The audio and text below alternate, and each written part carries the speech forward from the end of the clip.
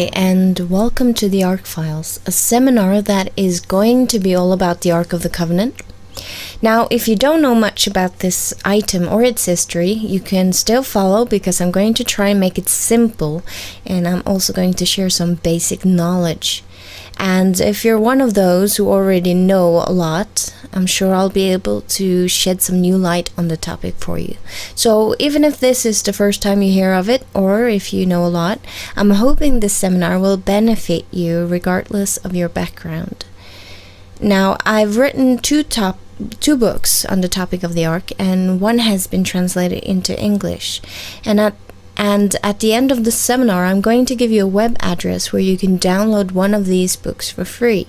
Now, I don't like to speculate too much, and I'm a great fan of looking at just the facts. However, I do think that this book contains facts, and therefore it's going to be our guideline throughout the series. Now, the Ark of the Covenant is the most holy object described in the Bible, and it once stood in the Jewish temple. Then it was lost. There has been many theories on what happened to it, but the Bible itself doesn't say what happened. Some think that it had supernatural powers. Others, they don't even believe it ever existed. In our days, the Ark has been portrayed in at least one fantasy movie, and here's a rather large replica from the carnival in Rio, and here in Jerusalem is a replica being escorted by Christians and Jews at Sukkot. There has been several claims that the Ark has been found. Some say it's in a cave in the desert. Some claim it's in a church in Ethiopia, and some claim it's right underneath the Dome of the Rock in Jerusalem.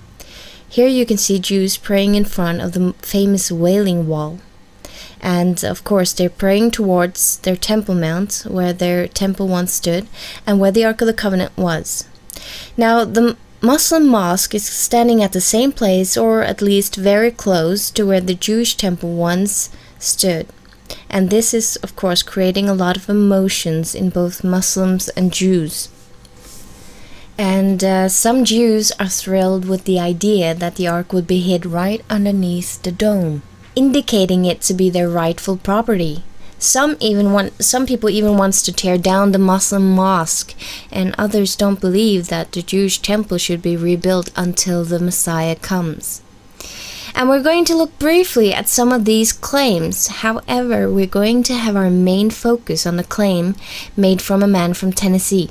He started excavating in Jerusalem in 1979, and he claims he found it in 1981. His claim was shocking to many because he claimed the Ark was and is hid right underneath the Golgotha escarpment where Jesus was crucified. And he said there was an earthquake crack going from the crosshole down towards the cave, and that blood had gone from Christ's side and down onto the Ark. So we are definitely going to look into this claim.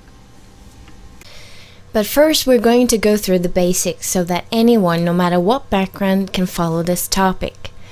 The story behind why God had the Ark of the Covenant made. So, according to the Bible, in the beginning, there was a God who created the heaven and the earth, and the first human couple, Adam and Eve. And God gave them the right to rule over the planet and over all the animals.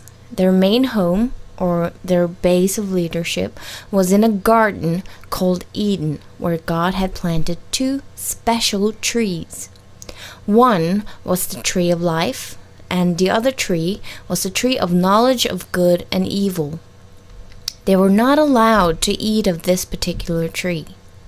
God planted this tree in the Garden of Eden as a representation of their loyalty to their Creator and Supreme King. Now, some think this was the only commandment, but there was another. After the creation, God sanctified the Sabbath and made it holy, a memorial of Him as the Creator. So Adam and Eve had to sanctify this day also, and they were not allowed to touch or eat of the fruit of this one tree. And they were happy.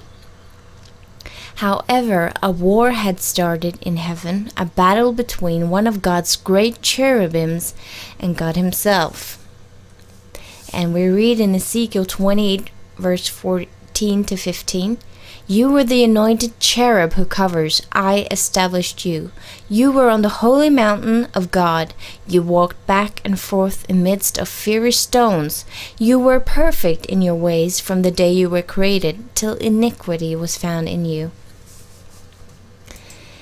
And from Isaiah, how you are fallen from heaven, O Lucifer, son of the morning, how you are cut down to the ground, you who weakened the nation. For you have said in your heart, I will ascend into heaven, I will exalt my throne above the stars of God. I will also sit on the mount of the congregation, on the furthest sides of the north. I will ascend above the heights of the clouds, I will be like the Most High. Now notice the words like the Most High. Like God, he wanted to be like God. Now there is a lot of mysticism around his name. He's not just known as Lucifer, but also the devil, the serpent, and Satan. Now in the Bible, names are sometimes used to reveal someone's character or someone's function. The word Satan simply means the opponent. He wanted to exalt his throne. He did no longer wish to follow God's leadership, and he convinced 1/3 of God's angels to follow him instead. On earth, he came in the form of a serpent, and he tempted Eve to eat of the forbidden tree. So, you could say that Eve's sin had some similarity with the cherubim's sin, and that's why it was so serious. He claimed that instead of being God's loyal child, she would become as God. But God had said that if she was disobedient to his law, she would receive a death penalty. Attempting to become as God herself, she broke one of the commandments of God, and she was registered an offender of the law and received a death sentence along with her husband, who also ate of the tree. So what we have here is God claiming through this tree that he left on the planet he created, that he owned the planet and the right to reign over it and over them. As long as they didn't eat of this tree, they agreed in God's right as a lawmaker on the earth. But they did. The couple and the leaders of their planet was now under the accusation of having broken the law of the supreme king of the universe, and they lost privileges of caring for God's garden in Eden. But as they were horrid with the consequences of the riot, God noticed something in them that he did not notice in the cherubim who had made similar sin. And so he noticed their repentance, and a promise came from the Creator. He said that from the womb of Eve, someone would come and win victory on their behalf. They were left with the hope of a Redeemer. From that time, they were asked to sacrifice a lamb, to put the blame for their sin on this lamb, and then killing it. God gave them a promise of a substitute who would take their punishment. Thus the hope of the Messiah arose. The hope and the promise given to Eve was an inspiration to all of the world's ancient religions. Now the same has happened today. Christianity started with one man and his 12 apostles, but today we have hundreds of different denominations, all claiming to have the truth. And so it was back then. Adam and Eve received a promise and instructions, and since then many of the religions that later arose was because they all thought they had the truth of what once was given to them. But of course all of them couldn't have the exact truth. So a woman with a child that would be a hero was a part of the early religions after the flood. Egypt and the kingdoms of Mesopotamia, the great nations of the past, they all had it in their religion too. Many claimed to be this hero, but truth had become so corrupted that God needed to have a group that would represent him and the truth of him before the rest. Around this time, the Creator chooses a man, later known as Abraham, to guard the truth of him. His grandchild, Jacob, was also called Israel, and his 12 sons became the 12 tribes of Israel. They ended in Egypt, where they were made into slaves of Pharaoh.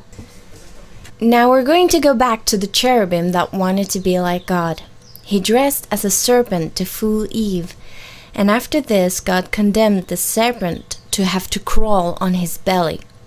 Now, serpents have, to our scientific knowledge, never had wings or legs.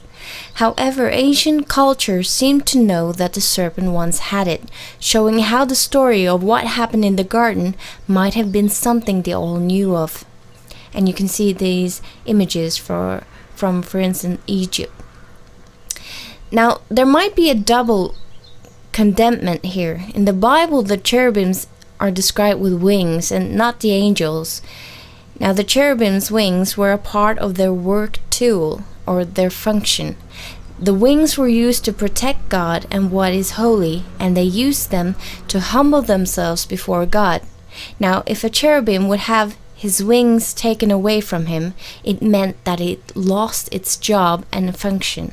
So God may have let us know here that the betrayer also lost his job as a cherubim, and the instrument he used, the serpent, partook in his punishment. And we're going to talk more about cherubims when we go into the details of the Ark of the Covenant. As you've seen on the pictures, it has 2 cherubims. But again, instead of protecting God's tree like a cherubim should have done, he did the opposite. Instead of defending God and his law, he did the opposite. Now notice on some of the images from the early religions from Mesopotamia, where you also see cherubim standing on each side of a holy tree. Now it's interesting because you can see that not only the Bible but also the ancient religions had elements of the same stories in them. So, back to Israel. Now God leads them out of captivity in Egypt towards Canaan, a land he had promised Abraham. But first God wanted them to come to Mount Sinai, where he would make a special covenant with them. They were to represent him to the world. So God met with them there, and through his servant Moses, he asked them to build him a sanctuary so he could dwell amidst them. And this is how the sanctuary looked. And Moses was told to build this after a pattern that another author in the Bible, Paul, says was of the heavenly things. So this sanctuary was a copy of a sanctuary in heaven, very important. Now it had 7 main items, and 2 of these items combined were the Ark of the Covenant, and it was to stand in the place called the most holy place of the tabernacle. God wrote with his own finger his 10 commandment law on 2 tables of stone, and these tables were called the 10 words and God's testimony. Now I want you to remember this as we continue the study, God's testimony. These tables of stone were to be placed into the ark, and so this is the basic, and in the next episode we're going to get down to business and talk about the ark's significance. What is the ark and what is the purpose of it? Why did God ask to have it made? To learn more about Adam and Eve and the Israelites and the ark, you can please study the book of Genesis and the book of Exodus for a more complete picture. And these 2 books are the first 2 books in the Bible. Now in the next sequence we're going to talk about what the ark is, and the ark is several things, and we're going to start off with focusing on one, especially one of the things, and I think this will amaze many. Thank you for listening.